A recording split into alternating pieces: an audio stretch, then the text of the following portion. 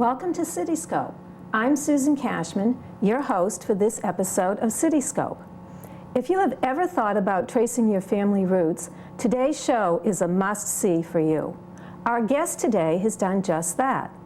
He is here to share his experiences, to tell you about his book, and to give you some tips on searching your genealogy.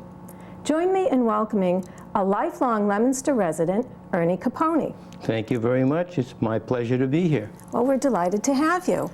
Let's start by telling the audience about the book that you have written. First of all, we have to go into the title of the book. As I was wrestling through and preparing this, I decided that the best title would be a title which truly describes what is inside. And what is inside is depicted in the title and the subtitle. We have Arthur and Rose, my mother and father, the Caponi-Mosca Union, last names, October 21st, 1915. This is the date of the marriage, and this is when the union began. And the subtitle, concurrently, to go with that, is In Search of My Italian Roots, by me, Ernest S. Caponi, P.E., 9th child, 5th son. And that takes care of the title. The book really is a journey which began in 1997, and I finally closed it out at the end of 2005 with one exception. I had to make a modification to the dedication page because we had a new grandchild born this year who I was not going to leave out of this book. Oh, you cannot leave your grandchild. I could not leave Ryan DeMars out of this book. Because I'm sure part of the reason you wrote this book is for your grandchildren so that they can learn about their family roots and know about their family. Yes, the primary goal of this book was a legacy to my grandchildren. We have 6 grandchildren. In all my growing up years, I never knew my grandchildren, my grandparents, I should say. And of all, I had 5 grandparents, and I only knew one. I never knew the Caponi side of the family. And the 2 grandfathers on my mother's side, they died prior to my being born. And my own maternal grandmother died when I was about 13. So I barely remember her. So I never had the luxury of knowing my grandparents. But were your grandparents living in this country, or were they from Italy? No, the paternal grandparents never set foot on American soil. And the only ones that did came to this country. The biological grandfather came here in 1892. The grandmother came here in 1896. And the second grandfather, I'm not really sure exactly when he came here. I can't locate him coming through Ellis Island. But he passed on in 1918, so that was before just about all of us were born. My oldest sister, I think, when he died, was barely a year old. So then, when you decided to write this book and search your genealogy, was it just so that you could pass this on to your grandchildren, or did you have some other desires also? Originally, my motive was, let's take a little bit of a quotation from the poets. You know, the past is the prelude to the future. If you want to know where you are now, it's nice to know where did you come from. And I think everybody wants to know, where did we come from? Who were we? What did we do? What did we look like? And that sort of thing. So now, in the title page, and there's the photograph of my parents' wedding. And in the dedication page, we have myself with my father on a porch of a house we lived in, beginning in 1938, with me holding a kitten, which I don't hold anymore. And now my grandchildren can see what their grandfather looked like with their great-grandfather. So grandfather with his father as a young boy. Yes. So that gives them some sense of, you know, where we came from, so to speak. And we do have a picture of your wedding picture of your parents. Yes. Yes. Carl has a slide of that we can show. That would be nice. That is a beautiful view, if you will. Actually, it's a composite, I believe, what he's going to show. Yes. He will show the hamlet in Italy where my father was born, called Pretade, which is in the province of Ascoli Piceno. Yes, there we have it. There we on the go. screen. And that comes from the Champion newspaper. That comes from the Champion, the Leominster Champion. They did a lovely article on you. Beautiful, And beautiful. if anyone missed it, it was dated May 26th. May 26th, so they yes. It can be look found for that online. copy. As a matter of fact, I just mailed a letter to Bill Gilman, the editor, summarizing what has happened to me since that newspaper hit the street. It opened up doors for you. It opened up doors. I have 5 engagements that have been completed or pending or will happen. I have met and had contact with 96 people, whether it be in this city or in other states, interested parties where I sent copies to, because if I didn't, when this book hits the street and they find out that I didn't let them know, I'm in trouble.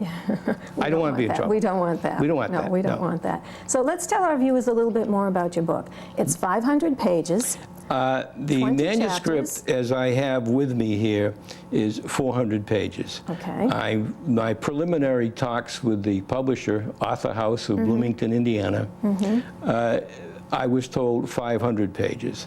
Well, that's okay too, but don't worry about the price, folks. It'll be all black and white.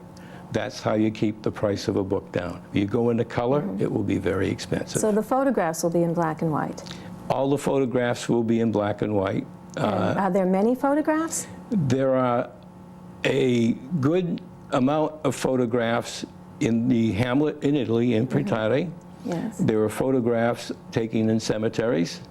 There are photographs of where my mother lived when she was an infant in Boston, in the North End. And anywhere along the line where I thought something was appropriate, if a photograph was appropriate, I'd put it in there somehow. So you mentioned photographs from Italy, photographs from where your mother lived in Boston. I sense that this book has taken you geographically many places. You got that right. So tell us about some of those places. Where did you go? One of the things, that getting back to the photographs for a moment, one of the things that's in there is, once again, bearing in mind the focus for the grandchildren. I have a photograph of every house we lived in from the time I was born until 1950 or so.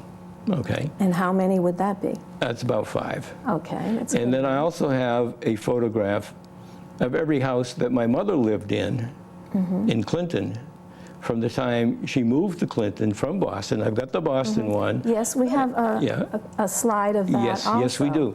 We have 280 North Street, which is just off North Square, not too far from Paul Revere House. There it is. Now, have your grandchildren seen that picture yet?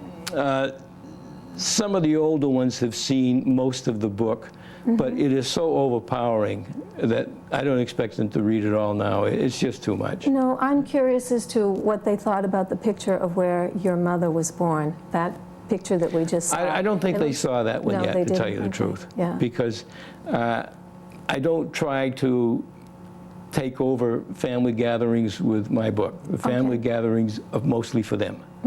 And we have fun, we do different things. Father's Day in Connecticut with the 3 grandchildren, the 3 oldest ones, they took us to an Indian museum. Oh, yeah. What a fun day that was, wow. And I even had an opportunity to give my 11-year-old grandson a geography quiz. There was a globe revolving about 3 or 4 feet in diameter, showing the Earth in 1500 or something like that, with relief maps of the land. And I would say to him, Joe, what's this state? Joe, what's this country? I think I asked him 12 questions, he only missed 1. Well, that's good. Oh, that's super. That's really good. Well, I like to learn with him and teach with him also at the same time. So maybe someday he will go to Italy and visit your home. I hope so. Yes. I hope so. And what is the name of the town in Italy that your family came from? Okay. My father came from the hamlet of Pretare, which is about 100 miles northeast of Rome. It comes under the government of the Comune di Arquata del Tronto. It is in the province of Ascoli Piceno in the region of Le Marche. Now, when people that I meet tell me about where their families come from, they usually tell me the Frazione the hamlet is a frazione. And there's only about 15,000 communities in fraziones in Italy, but there are only 20 regions. And there are 103 provinces. Now, if you want to find something that's that small, I can't find Pretare on most maps, but I can find the mountain that it's next to. And which mountain is that? Monte Vettore. It's one of the many mountains in the Apennine chain, which comes right down straight through Italy. And that's how I found it the first time. And you went to Pretare? We have been to Pretare in 1997, and that's where the spark was lit that really put the journey in gear. Is that where you met your cousin Mario? We met Mario in Rome at the hotel, and we made arrangements to go to Pretare with him. And on that morning, as we were driving to Pretare, we heard about the earthquake overnight, which really did an awful lot of damage in Assisi. Assisi is only about 40 or 50 miles on the other side of the mountain from Pretare. And we got to Pretare, and we had a tour, and we went to the church, and we found my father's birth record in the documents, and I took a picture of it. And is that in the book? Yes. Is it in the book? The unreadable picture is in the book, believe it or not. There's a reason for it. And the reason for it is, this is probably the biggest disappointment I've had so far. As I was reading it, in my limited Italian capability, I thought I read that he was born in March and baptized in May. We always celebrated his birthday on May 1st. He always said he was born on May 1st. Okay? And after we left the church, we went through the cemetery, and I took some photographs of ancestors who were buried there, or even if they aren't buried there, there are still photographs in the family crypt. Okay? And I dropped the camera accidentally, picked it up, put it all back together again, continued taking pictures. We got home, we had them developed, and a large portion of those pictures are in the book, including the one I cannot read, the picture of his birth record in the church. Oh, well, you're so lucky they came out. Well, dropped the camera and put it back together. Right, yeah, I'm glad that the others came out, but this particular one, now I can't verify it. So the children bought us a better camera. And when we went to Italy again in 1999, I had the better camera and I got better pictures. See, that gave you an excuse to go back to Italy. Well, we'll be going back again this fall with a better camera. And I'm going to that church again. And this time my Italian hopefully will be a little bit better. Yes. And I will get a correct picture and then sit down and try to figure out what really and truly was his birth date. There's a lot of reasons for differences in birth records in Italy. And how far off is the discrepancy between the two dates? Well, I thought it was a month or so, but it's only looking like a few days. And a few days can be rationalized as to why. Yes.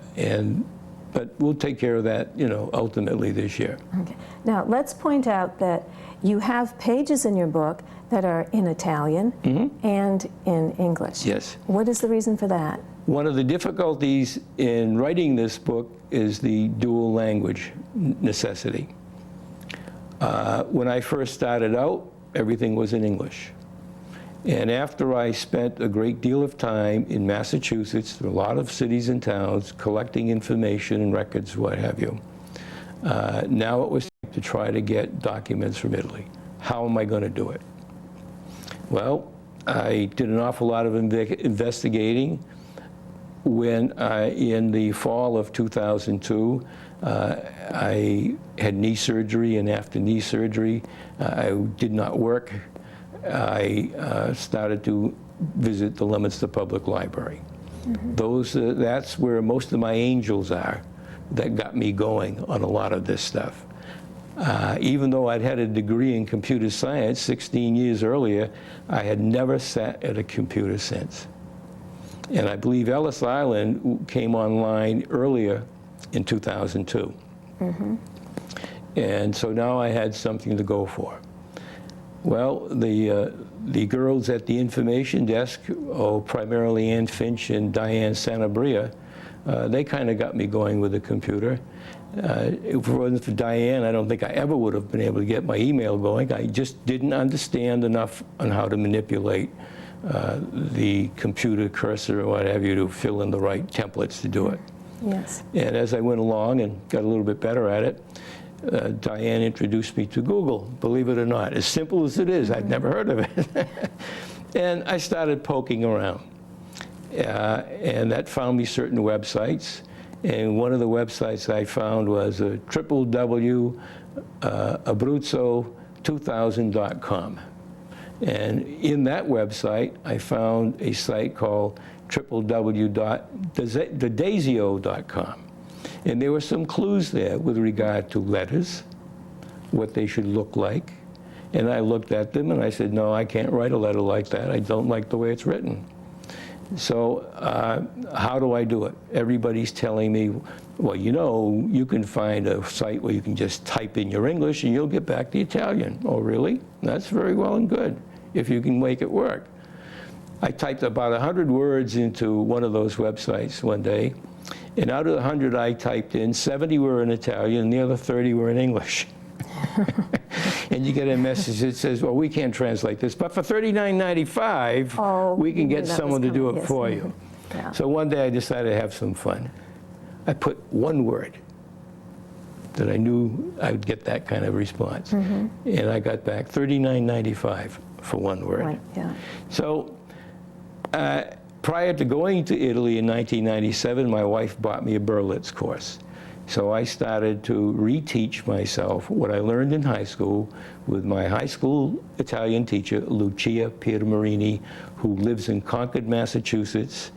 And I have written her a letter or two in the past, and I've gotten answers. And it's wonderful for me to be able to tell her that, Maestra, what I learned with you in 1948, 49, and 50, I am now using. Finalmente, Oh, finally. she must have felt really great when she heard that. The first line of her first response to me was, I have received your charming letter. So it meant a lot to me that she received it and was interested in it. So I started to relearn Italian, pick up things as they went along. So then one day I decided I was going to do it my way. Just a typical ninth child. I want to do it my way when all the others are telling you what to do. I do it my way. Ninth child, youngest child. I'm sorry, ninth child, fifth Youngest son. child. Yes, Yes. the last, l'ultima in Italian, the last one, l'ultima. I wrote a very simple letter in English. And I wanted to make sure that they knew who I was and where I'm coming from, first of all. So the first line is, Io sono italiano puro. I am pure Italian. Io non scrivo italiano bene perché non sono nato in Italia. I don't write Italian well because I was not born in Italy. But, io tento, but I try. Fine. Is it possible to examine your registry and send me a certificato di nascita di miei nonno, grandfather? Can you examine your register and send me a certificate, a birth certificate for my grandfather? And went on through, et cetera, learned a few things, variations, and this all in this book, all in these letters. If you read them in chronological order, but they are not in chronological order, you'll see that as it went along, things got a little bit better. At least I think so. My spellings weren't quite so bad. Et cetera, et cetera. You learned from the experience. Yeah. And in the beginning, everything I saw, whether it be on the website or people, I was told that I have to write in that community to the office of Anagrafe, A-N-A-G-R-A-F-E. And I did. And I wrote a letter to Abruzzo, to Anagrafe, to Popoli Abruzzo, where my grandmother came from, et cetera. I didn't get what I asked for. I got a couple of sentences about what happened, and we found this date on some other document, but that was it. And I went through this about 3 times. And then I came across some books that were in the genealogy section at the Leominster Public Library. And the first one was written by Trafford R. Cole. It's Italian genealogical records. And this book is unbelievable. The information in it is spectacular. In the first month that I had it, I read it 3 times. And I read it a 4th since. You have, yeah. Yeah. It was an expensive book. I think it was around $35 or so. And it's in the Leominster Public Library? It's in the genealogy section, which you cannot take out. It's for reference only. You have to get signed in. And the genealogy expert at the Leominster Library is Janine Levesque. So anyone interested in looking up some Italian genealogy can go to the Leominster Public Library and do their research right there.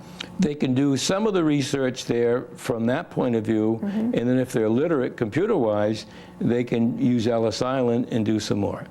Okay. So from that book, I learned quite a bit about the history of the development of Italy, the structure of records, what the records are, where they are. So when I learned that Anagrafi was the wrong place to write to. Anagrafi is for people who live there. Oh. You want to write to the archivio, the archive. The archives, yes. So now I rewrote the letter to the archivio. Talk about beginner's luck, okay? It's my first letter to the archive. I sent a $5 bill, American money, cash, rather than try to go through all the getting the lira and all the stuff that went with it. I took a chance on the mails. And I asked for a birth certificate for my second grandfather. And I didn't know what his name was from looking at the cemetery stone. It said Barney. I had to go to Boston College to do some research in Italian names, and I also talked with people at the Boston Public Library and found that his real name is Panfilo. It means yacht.